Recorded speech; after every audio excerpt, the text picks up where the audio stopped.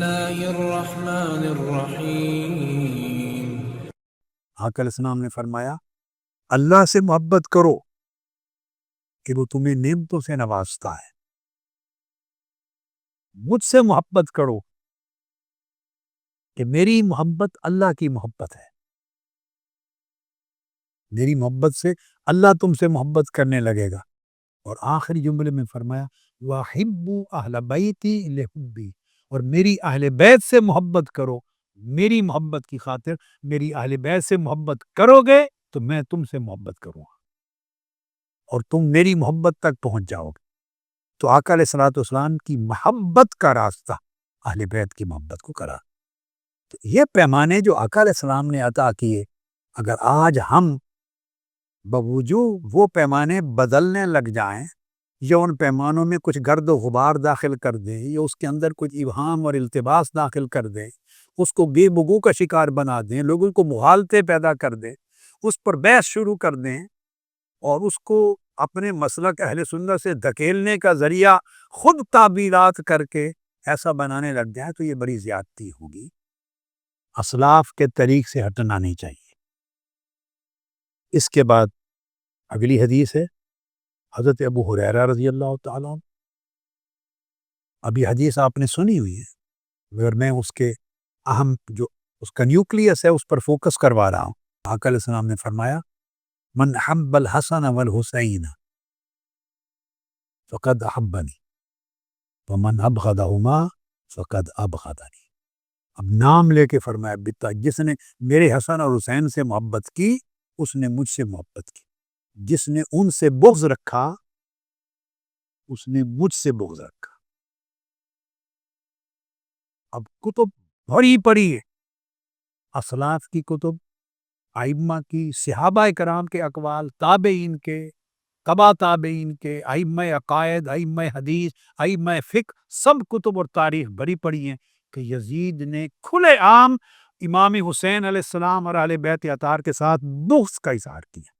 ہم اس پر آ جائیں گے، کوٹ کرو، کھلا بغض کیا، یعنی قتل کرنا ایک، اہانت کرنا ایک، بے توقیری، بے تکریمی، جو مظالم جو قیامتیں ڈھائیں وہ ایک، مگر جب سر انور اس کے سامنے دربار میں پیش ہوا تو اس نے اپنی چھری ماری امام حسین کے لبوں پر اور کہا کہ آج میں نے اپنے آباء و اجداد کا جو غزوہ بدر میں مارے گئے تھے ان کا بدلہ لے لیا ہے امت محمد سے۔ حسین کو قتل کر کے میں نے آج اپنے مرے ہوئے آبا کا بدلہ لے لیا ہے۔ اس کے بعد ایمان کیا رہ جاتا؟ وہ خود ڈکلیئر کر رہا ہے کہ میں کون ہوں۔ یہ تو ایسے بائی دی وے کہہ دیا، میں ابھی اس سبجیکٹ پہ نہیں آیا، جملہ معترضہ کے طور پہ کہہ دیا۔ تو آقا علیہ السلام نے پیمانہ دیا جس نے میرے حسنین سے محبت کی مجھ سے محبت کی، جس نے ان سے بغض کیا مجھ سے بغض کیا۔ تو جو آقا علیہ السلام سے بغض رکھے وہ کبھی مومن نہیں ہو سکتا، وہ اشد کافر ہے، کفر میں سب سے بڑا کافر ہے۔ جو آقا علیہ السلام سے بغض رکھے اس بات ختم ہو جاتی۔ جو پہلی تصریحات میں دے آیا ہوں امام عسقلانی کی، امام مناوی کی، علامہ عینی کی، وہ ساری ذہن میں رکھ لیں کہ وہ انہی کا بدعہ جز ہیں، اور جو ان سے بغض رکھے اس نے حضور سے بغض رکھا۔ اس کے لیے کوئی اور حکم نہیں ہے۔ یہ حکم نہیں ہے کہ جو مسلمان کو قتل کرے تو وہ گناہ ہوگا، فسق و فجور ہوگا، یہ بنیاد ہی نہیں ہے اس مسئلے کی، یہ بنیاد ہی نہیں ہے۔ انسانی قتل یا نفس مومنہ کا قتل وہ کفر ہے، فسق ہے، لعنت ہے، یہ بنیاد نہیں ہے۔ اس کی بنیاد ہے اذیت رسول، جان مصطفیٰ کو اذیت۔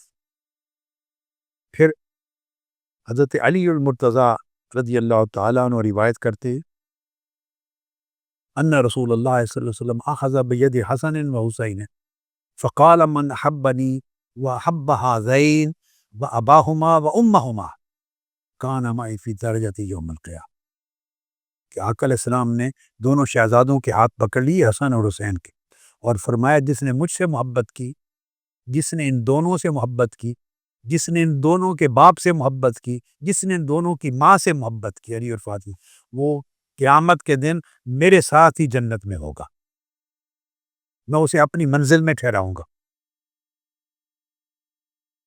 اب یہ حدیث امام احمد بن حنبل نے روایت کی مسند میں، امام ترمذی نے، امام طبرانی نے، اور امام آجری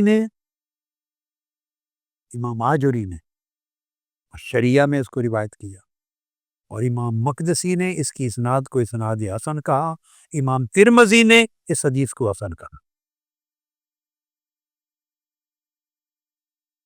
پھر حضرت سلمان رضی اللہ تعالیٰ عنہ سے مروی، آقا صلی اللہ علیہ وسلم نے فرمایا الحسن والحسین ابنائی من احبہما احبنی ومن احبنی احبہ اللہ ومن احبہ اللہ ادخلہ الجنہ ومن ابغضہما ابغضنی ومن ابغضنی ابغضہ اللہ ومن ابغضہ اللہ ادخلہ النار۔ فرمایا کہ حسن و حسین دونوں میرے بیٹے ہیں، جو ان سے محبت کرے وہ مجھ سے محبت کرتا ہے، جو مجھ سے محبت کرے اللہ اس سے محبت کرے گا، اور جس سے اللہ محبت کرے اس کو جنت میں داخل کرے۔ پھر فرمایا جو ان دونوں سے بغض رکھے وہ مجھ سے بغض رکھتا ہے، جو مجھ سے بغض رکھتا ہے اللہ اس سے بغض رکھے گا، اور جس سے اللہ نے بغض رکھا دوزخ میں سیدھا جائے گا۔ دوزخ یہ حدیث صحیح اور شرط شیخین۔ اور ایک اور لفظ آیا ہے اس حدیث میں امام طبرانی کی روایت، وہ لفظ ڈیفرنٹ ہے۔ فرمایا جیسے من احبہ اللہ ادخلہ جنات النعیم ومن ابغضہما او بغا علیہما ابغضتہ ومن ابغضتہ ابغضہ اللہ۔ دوسری حدیث کے الفاظ ہیں، فرمایا کہ جو شخص ان دونوں شہزادوں حسن اور حسین کے ساتھ بغض رکھے یا ان پر زیادتی کرے یا ان پر حملہ آور ہو یا ان کے خلاف بغاوت کرے او بغا علیہما، ان کے خلاف اٹھے، ان پر زیادتی کرے، بغض رکھے الگ اور ان سے زیادتی کرے، تکلیف دے، بغض رکھے ان کے خلاف اٹھے، بغاوت کرے، فرمایا ابغضتہ، میں اس کے ساتھ بغض رکھوں گا، اور جس کے ساتھ میں نے بغض رکھا اس کے ساتھ اللہ نے بغض رکھا، اور جس کے ساتھ اللہ نے بغض رکھا اس کو عذاب جہنم میں، عذاب مقیم دائمی عذاب جہنم میں بھیجا۔ حضرات محترم، یہ مقدمہ تھا جس کو میں نے ابتدائیہ کا نام دیا۔ میں نے چاہا کہ برکت کے لیے ان نفوس قدسیہ کا ذکر کر لیں اور یہ بنیاد بھی بن جائے اگلے بیان کی۔ اب یہ وہ چیزیں جب ذہن نشین کر لیتے ہیں تو بات سمجھنے میں مدد ملتی ہے۔ یزید پر کفر اور لعن کا حکم کیوں ہے اور فسق و فجور کا کیوں نہیں؟ یہ جو امر یزید میں لعن اور کفر کا قول کیا، اس کو دیکھنا ہے کہ اس کی بنیاد کیا ہے، کفر کے قول کی بنیاد کیا ہے۔ اب نقطہ سمجھیں، اصل یزید کے بارے میں حکم کفر و لعن کا کیوں، خاص طور پہ کفر کا لینے، لعن تو ہے۔ یہ قرآن مجید کی نصوص کے ذریعے ایک قاعدہ قرآن مجید سے اخذ ہوتا ہے، ایک قاعدہ کلی اخذ ہوتا ہے، اور وہ یہ قرآن مجید میں عذاب کی 3 قسمیں بیان ہوئی ہیں۔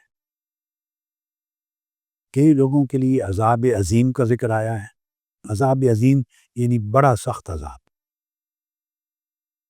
کئی لوگوں کے لیے عذاب علیم کا ذکر آیا ہے، دردناک عذاب۔ کئی لوگوں کے لیے عذاب مہین کا ذکر آیا ہے، ذلت انگیز عذاب۔ اب یہ بات سمجھنے والی، عذاب عظیم 15 مرتبہ آیا ہے قرآن مجید، عذاب علیم 66 بار اس کا ذکر آیا ہے، عذاب مہین ذلت ناک عذاب اس کا ذکر 14 بار آیا ہے۔ ان میں فرق کیا ہے؟ فرق یہ ہے کہ عذاب عظیم یہ کافروں کے لیے بھی استعمال ہوتا ہے قرآن مجید میں، اور غیر کافر کے لیے بھی، گناہگار، فاسق، فاجر، ظالم، ان کے لیے بھی استعمال ہوتا ہے۔ جو جہنم میں جائیں گے، جہنم میں صرف کافر نے نہیں جانا، غیر کافر، کئی مسلمان بھی اپنے ظلم اور عصیان کے باعث جائیں گے۔ تو عذاب عظیم دونوں کے لیے استعمال ہوتا ہے ایکولی۔ اس کے بعد عذاب علیم، دردناک عذاب۔ یہ عام طور پر جھوٹوں کے لیے، ظالموں کے لیے، فاسقوں کے لیے، قاتلوں کے لیے، کبائر کرنے والوں کے لیے استعمال ہوتا ہے، عام طور پر یعنی غیر کافر کے لیے استعمال ہوتا ہے، مگر کئی مقامات پر کافروں کے لیے بھی لفظ استعمال ہوتا ہے۔ عذاب علیم، دردناک عذاب کا ذکر کافروں کے لیے بھی آتا ہے۔ تو دو الفاظ تو سمجھے مشترک بن گئے، عذاب عظیم اور عذاب علیم، جو کافروں کے لیے بھی اور غیر کافر کے لیے بھی۔ تیسرا لفظ ہے عذاب مہین۔ عذاب مہین کہتے ہیں ذلت انگیز عذاب۔ یہ لفظ قرآن مجید میں 14 بار استعمال ہوا ہے، اور اب یہ نقطہ سمجھ لیں، الحمد سے والناس تک پورے قرآن مجید کو پڑھ لیں۔ یہ میں آپ قاعدہ بتا رہا ہوں کہ میں نے حکم کفر کا کیوں اختیار کیا ان ائمہ کی پیروی میں جو اس کے کفر کا قول کرتے رہے یزید پر۔ اول سے آخر تک پورے قرآن مجید کے کل 14 مقامات پڑھ لیں۔ 14 کے 14 مقامات میں ایک مقام بھی ایسا نہیں جہاں عذاب مہین غیر کافر کے لیے بیان ہوا، صرف کافر کے لیے بیان اور کفار کے لیے، کفار و مشرکین کے لیے۔ نمونے کے طور پہ جیسے سورہ بقرہ کی آیت نمبر 90 وَلِلْكَافِرِينَ عَذَابٌ مُّهِينٌ، النساء کی آیت نمبر 37 وَأَعْتَدْنَا لِلْكَافِرِينَ عَذَابًا مُّهِينًا۔ دو مثالیں دیں، کافروں کے لیے ذلت ناک عذاب۔ جب ذلت ناک عذاب کا لفظ آئے گا ذلت ناک جس جگہ، تو وہ حکم صرف کافر کے لیے ہوگا، کفار و مشرکین کے لیے۔ اس کا اطلاق غیر کافر یعنی اس پر نہیں ہو سکتا جو مسلمان ہے مگر فاسق، فاجر، حرام کار، لعنت کا حقدار، جو چاہیں کہہ لے مگر ہے مسلمان، اس کے لیے اللہ پاک نے عذاب مہین یعنی ذلت ناک عذاب کا لفظ استعمال نہیں۔ جب عذاب مہین آ جائے مراد کافر و مشرک۔ یہ بات آپ سمجھ گئے۔ اب قرآن مجید کی 2 آیات کریمہ آپ کے سامنے رکھتا ہوں۔ سورہ احزاب کی آیت نمبر 58 ہے۔ ارشاد فرمایا، یعنی اذیت دینے کا مسئلہ، یہ بات ذہن میں رکھ لیں کہ مجھ سے کسی نے پوچھا کہ یزید کے کفر کا جو قول ہے، لعن اور کفر کا، اگر وہ امام حسین علیہ السلام کو شہید کرنے کی وجہ سے ہے، تو کسی نے کہا کہ وہ تو مومن ہے، اور کسی مومن کو قتل کرنے سے انسان جہنمی بھی ہو سکتا ہے، اس کو ملعون بھی کہہ لیں، فاسق فاجر ہو جاتا ہے، یہ فعل حرام ہے، اس سے کافر نہیں ہوتا۔ مومن کو قتل کرنے سے بندہ کافر نہیں ہوتا، باقی جو چاہیں کہہ لیں، تو کفر کا قول کیوں ہوا؟ تو میں آپ کو سمجھا رہا ہوں، میں نے ان کو جواب دیا اور سمجھایا، اور یہ بات آپ کو اپنی کتاب کا پہلا باب میرا اسی موضوع پر ہے کہ یزید کے بارے میں کفر کا قول وہ مومن کے قتل کے حکم کے ضمن ہی نہیں ہے، وہ دلیل ہی نہیں ہے۔ ہم نے جو قول کفر اختیار کیا یزید کا، وہ اس دلیل پر نہیں کہ اس نے نفس مومنہ کو قتل کیا۔ امام علی مقام مومنین میں سے ہیں اور مومن ہیں، اور بڑے عالی مرتبہ مومن ہیں، اور اس نے ایک نفس مومن کو، ایک مسلمان کے مومن کی جان کو قتل کیا، سو وہ فاسق فاجر ہو گیا؟ نہیں، یہ دلیل نہیں ہے، یہ دلیل ہی نہیں۔ یہ دلیل آپ کو اور غلط رخ لے جائے گی۔ میں نے جو پہلے بیان کیا، یہ قول کفر جو ہے نفس مومن کے قتل کے باعث نہیں بلکہ اذیت رسول کے باعث ہے۔ یزید نے براہ راست جان مصطفیٰ کو اذیت دی۔ اب دوسرا قاعدہ نکال لیں درمیان سے، اب مومن کے قتل کرنے سے کہ تو فاسق ہوتا ہے، مگر جان مصطفیٰ کو اذیت دینے سے کافر ہوتا ہے۔ یہ ہے فرق۔ یہ مسئلہ پھر دوہرا رہا ہوں، نفس مومن کے قتل کا نہیں ہے، یہ مسئلہ اذیت جان مصطفیٰ کا ہے۔ آقا علیہ السلام کی جان کو اذیت دی، اور اس سے بڑی اذیت کیا تھی؟ میں آگے وہ حدیث بیان کروں گا، ٹائم اگر بچ گیا اشارہ کر دوں کہ احادیث صحیحہ اور حسنہ سے ثابت ہے، آگے کوٹ میں نے کتاب میں کی ہے کہ کیا کربلا کے دن آقا علیہ السلام کی روح اطہر براہ راست مشاہدہ فرما رہی تھی اور سارا دن کربلا میں موجود تھی روح اطہر، اور امام حسین اور آپ کے اصحاب کے شہداء کے خون کو جمع کر رہی تھی، اور حضرت ام سلمہ کو جا کے خواب میں بتایا، حضرت عبداللہ بن عباس کو بتایا، جو اذیت آپ کو ملی اس اذیت کا اظہار کیا۔ دیکھیے جہاں مومنوں کو، عام مومن کو اذیت دی جاتی ہے، کسی پر الزام لگایا، تہمت لگائی، عام مومن مرد اور عورت کو اس کو اذیت دی، تو اس کا حکم قرآن مجید نے کیسے دیا ہے وہ سنیں۔ سورہ احزاب آیت نمبر 58، والذین یؤذون المؤمنین والمؤمنات بغیر ما اکتسبوا فقد احتملوا بہتانا واثما مبینا۔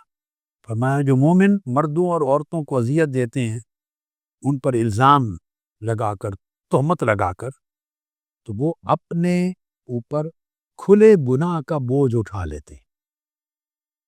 عام مومن کو تہمت لگانے سے جو اذیت دی جاتی ہے اس کی سزا قرآن میں ہے کہ گویا اذیت دینے والے نے اپنے کندھوں پر کھلے گناہ کا بوجھ اپنے سر پہ اٹھا لی۔ یہ قرآن مجید کی آیت ہے سورہ احزاب۔ اب اس کو ذہن میں رکھ لیں، اور اس کے سامنے سورہ النور کی آیت نمبر 23 رکھیں۔ سورہ النور،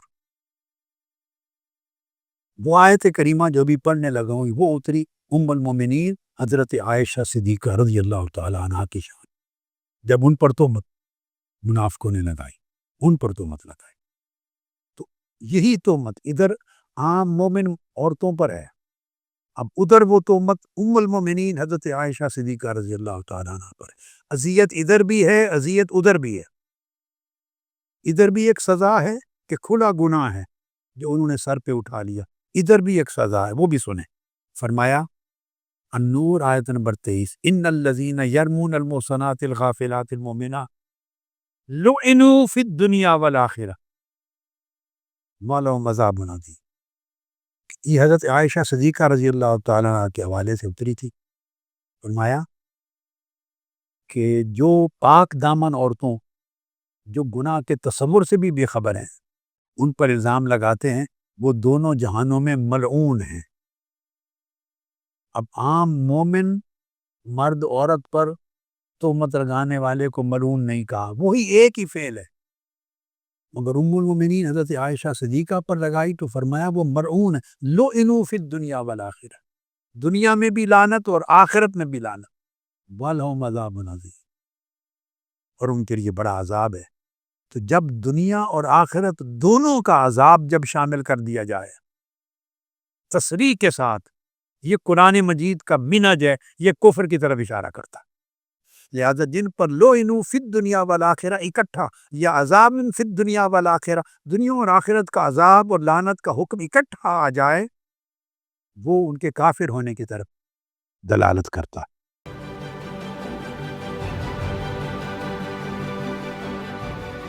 عکس، سچائیوں اور حقائق کا عکس۔